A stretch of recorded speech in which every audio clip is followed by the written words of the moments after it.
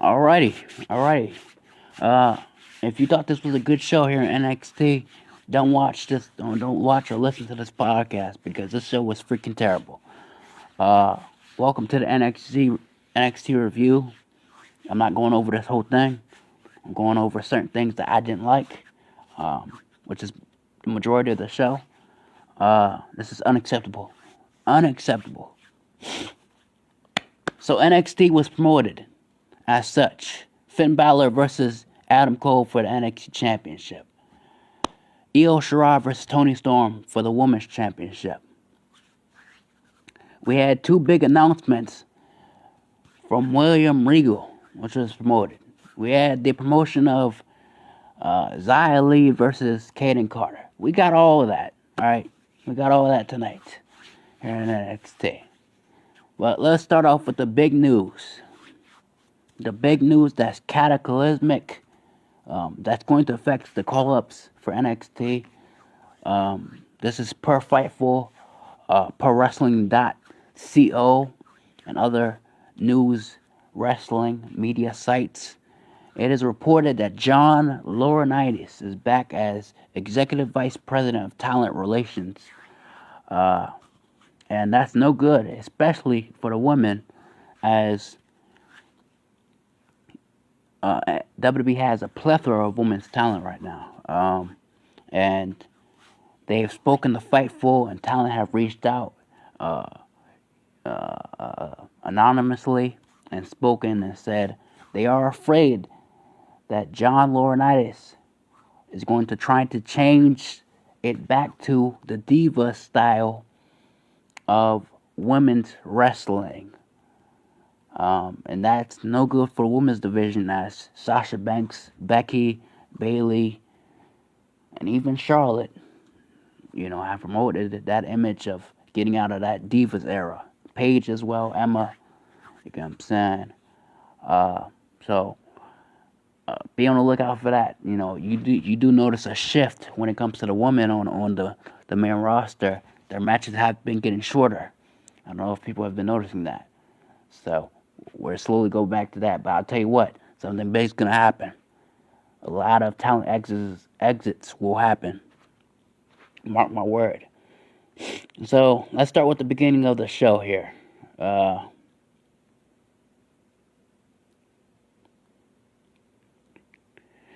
We have William Regal in the ring. William Regal, his first announcement is there will be a takeover during WrestleMania weekend. It will be a 2-night event.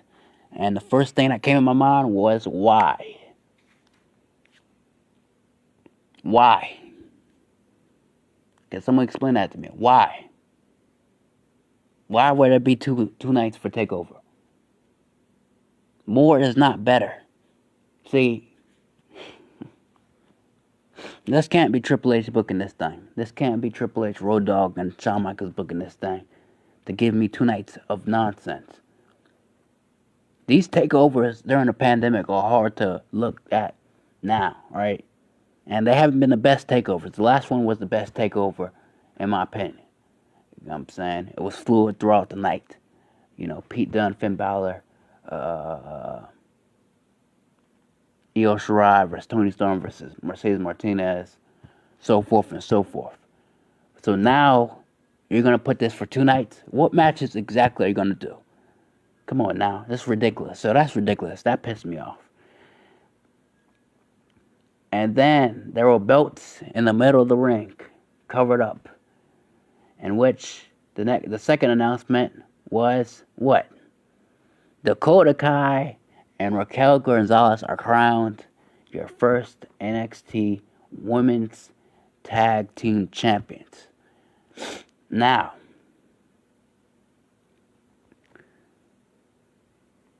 what people don't know is the reason we're having NXT Women's Tag Team Championships, and it's not going to be reported, but it's pretty obvious why.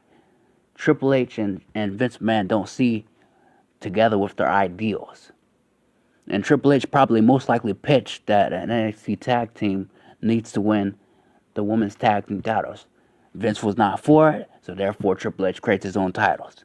That's basically probably what the gist of the conversation was. Just like last year when Charlotte Flair came to bury the NXT women's roster.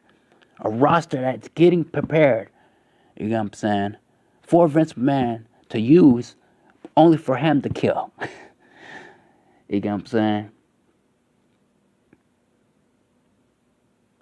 So, of course, they had a disagreement. They butted heads on that. And now we have NXT Women's Tag Team titles. I'm not mad because I was looking at the women's NXT roster. They got like 50 women on that roster already. So that means like 5, 10 can go to the main roster. But there's a concern. There's a concern.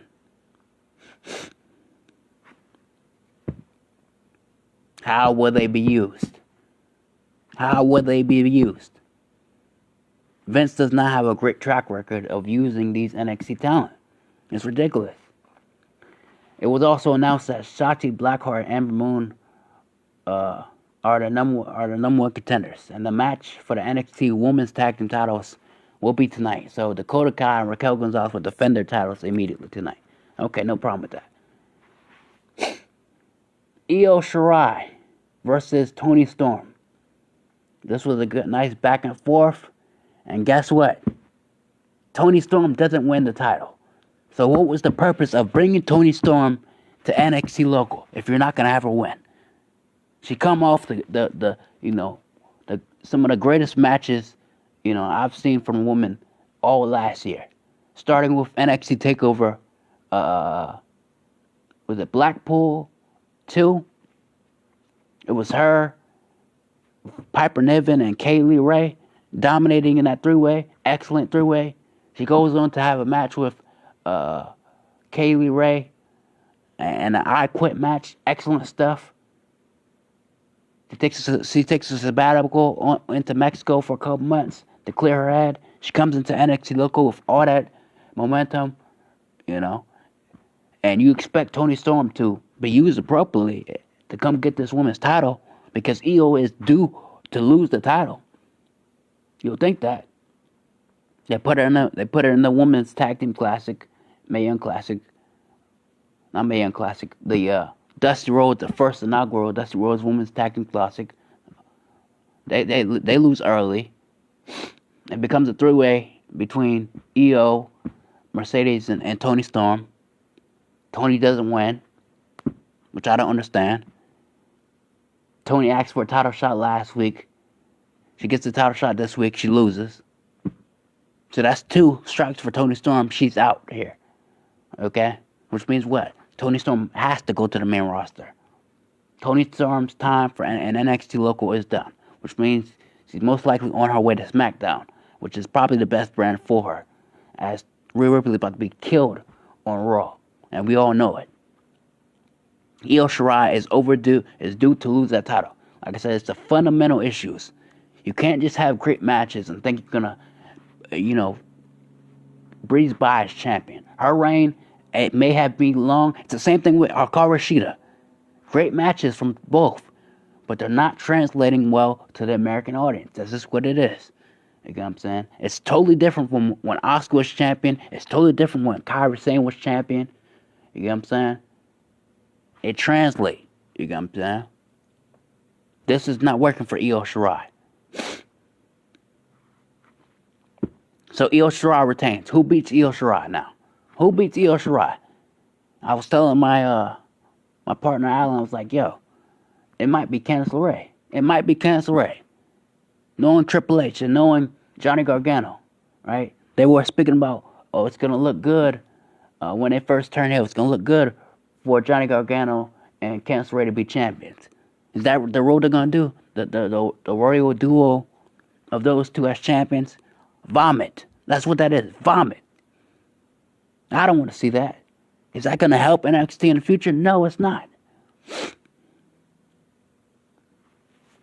This is ridiculous, man.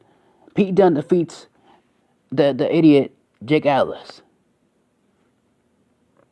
Shotzi Blackheart, Ember Moon versus Raquel Gonzalez and Dakota Kai. Shotzi Blackheart and Ember Moon defeat Raquel and Dakota Kai. Why? Why? I mean, Raquel and Dakota Kai have been the most, let me say, solid tag team in the last year since they came together, since they paired these two together, and had some kinks in their armor, right? So why do you inaugurate them the first NXT Women's Tag Team Champions, only to drop the titles? Why? Ember Moon was enhancement talent for the last 6 months. Shotzi Blackheart had no momentum, and she was feuding with Candice LeRae for the last 6 months. Someone explain it to me. How is that deserving of a women's tag team championship opportunity? So this pissed me off. This 50-50 booking that Triple H does, this idiot Triple H with Dakota Kai is absolutely insane. This guy's an idiot. An idiot. He has no malfunction, no brain. No brain. They always do this to Dakota Kai, man. Y'all notice this, right? Dakota Kai gets a win, she loses, then loses, then loses. Okay, gets a big one, then they pull it right under her. Just say you hate her and move her to the main roster. Sick of this. I guess Raquel Gonzalez is the one to take the title from Io. Good for her.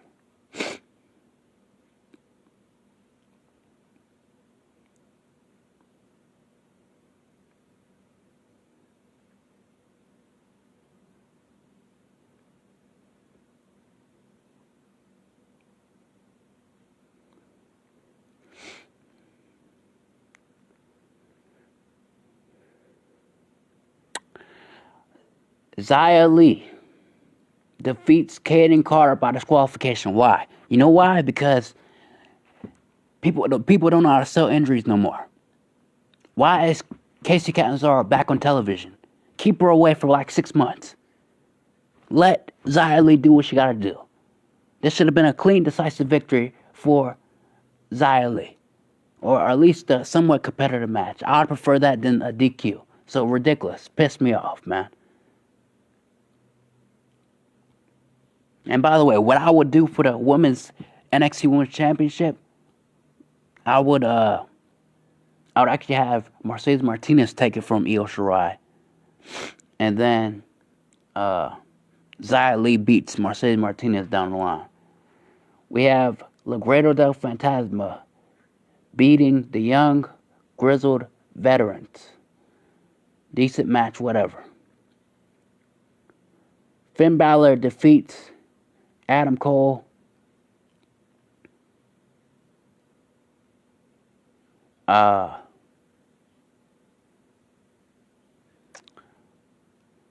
This was a good match, good back and forth.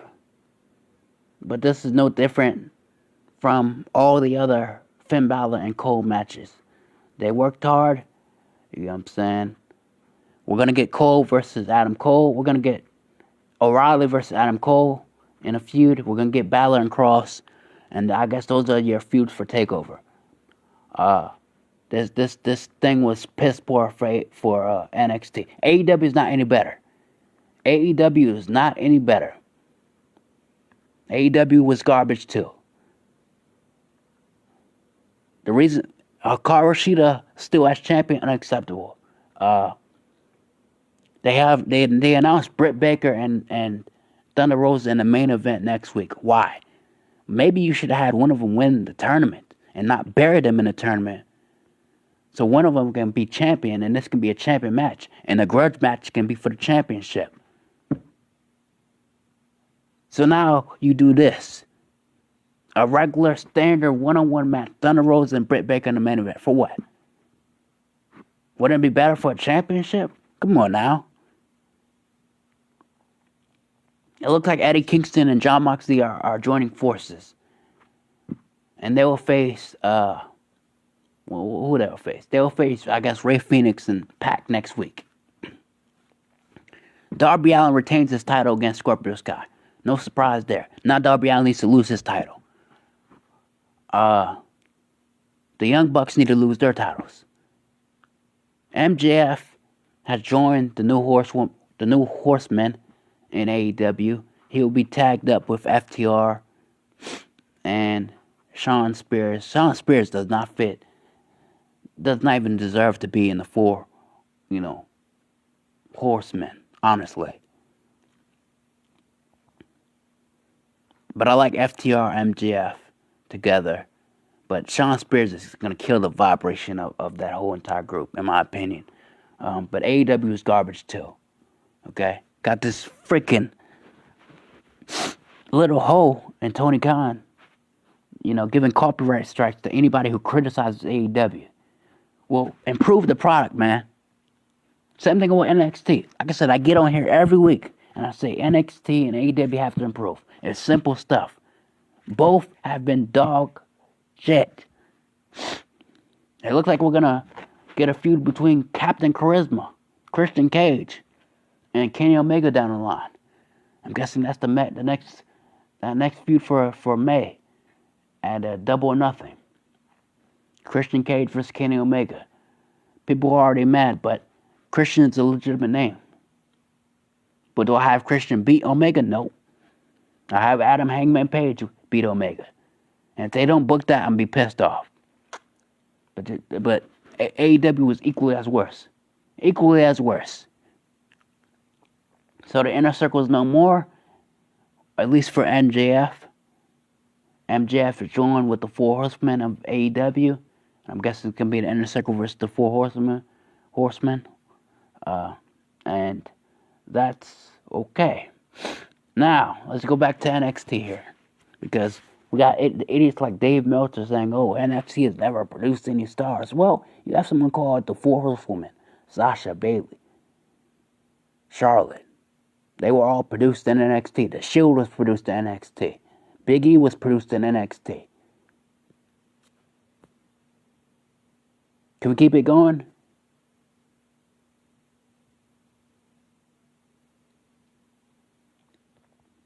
Velveteen Dream, in his own respective right, before the allegations, was a major guy, homegrown talent. Bianca Belair, homegrown. All these people started in NXT.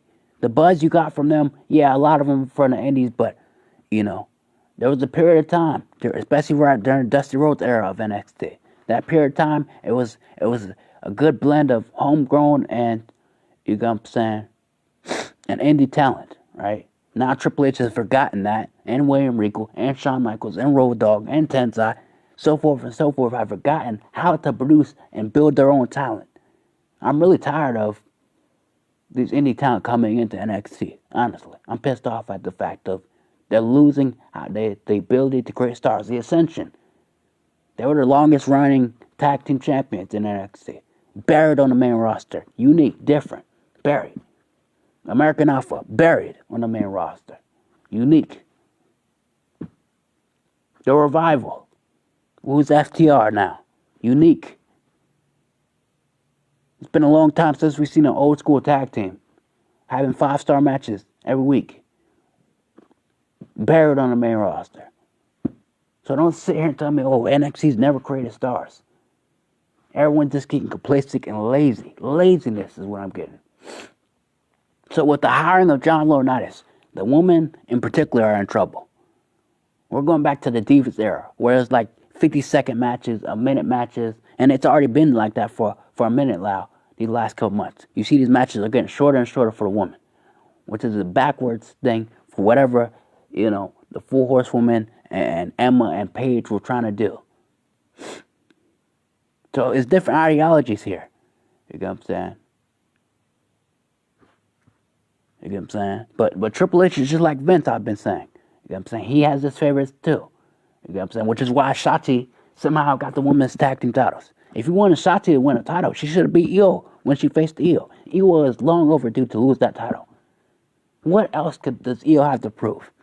Drop the title, go get buried on the main roster. Now Rhea Ripley. Now if Rhea Ripley was crying on Lily Garcia's podcast about how she lost to Charlotte last year to WrestleMania and how she needed to find herself and she was heartbroken, get ready to be Gunny, you're about to feel some of the worst pain you ever felt in your life if losing it hurts you that bad.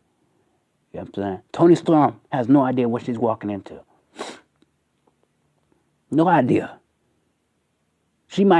But she's gonna fare better on SmackDown because, unlike Charlotte on Raw, Sasha and Bayley are willing to put you over. You get what I'm saying? They're doing wonders for Bianca. I expect them to do wonders for Toni Storm. So no NXT talent is safe in moving to the main roster. They've never been safe. They've never been safe. And this whole idea of a heel Roman Reigns is nothing new. He got this. Go look up the little samples of him being heel in NXT. He had the same character in NXT. The main roster just never went with it. Because Vince McMahon thought merch sales was going to affect Roman if he was going to be heel. Come on now. What type of excuse is that? NXT awful. AEW awful. Terrible. And they're going to add more shows? AEW and NXT? Ridiculous. John Laurinatis back means the end of women's wrestling in WWE. It's something they all worked hard for. And you know what that means? More unhappy talent. You're ready for more people to leave the WWE in boatloads, especially from the women's side. I won't be surprised if Sasha, Bayley, Becky, all of them get fed up. Toni Storm, she can go anywhere she wants. Rhea Ripley, she can go anywhere she wants. If you're ready for a boatload of women's talent to leave the WWE, once they get a feel that something is changing with their division, you know what I'm saying? Because they worked so hard, you know what I'm saying, to get past that diva stuff, which wasn't conducive to them at all. So, it sucked. It sucked. That's all I gotta say. The show get a 0. NXT, AEW, I go to 4. With that, I'm done. That's your NXT review. That's my thoughts on John Laurinatis being back. The more things change, the more things stay the same, they like to say. Peace.